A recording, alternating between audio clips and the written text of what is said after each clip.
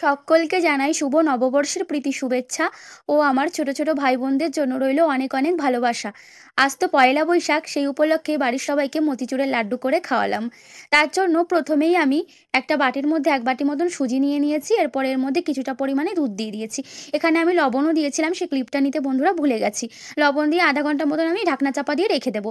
এরপরে কড়াইতে আমি তেল গরম করে নেব। এরপরে যে সুজিটা আমি করে রেখেছিলাম সেই সুজিটাকে এবার গোল গোল বড়ার আকারে তেলের মধ্যে উল্টে পাল্টে ভেজে তুলে নেব।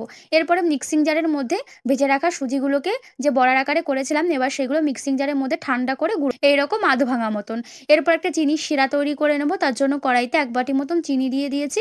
এরপরে পরিমাণ মতন জল দিয়ে দেবো, আর কিছুটা পরিমাণে ইয়েলো ফুড কালার ইউজ করব। দিয়ে কিছুটা নাড়িয়ে নিলে এরপরে যে সুজির গুঁড়োটা করে রেখেছিলাম সেটা দিয়ে যতক্ষণ না জল না টানছে ততক্ষণ নাড়তে থাকবো। জল টেনে গেলে একটা প্লেটে নামিয়ে নিয়ে এরপরে লাড্ডুর আকারে শেপে তৈরি করে নিলেই তৈরি আমাদের এই লাড্ডুর রেসিপি। আর আমি ওপরে চারমগজ আর কাজু বাদাম দিয়েছিলাম যাতে দেখতে সুন্দর লাগে, আর খেতে বন্ধুরা খুব ভালো হয়েছে। আর আপনারা শুভ নববর্ষের অনেক অনেক আনন্দে কাটান।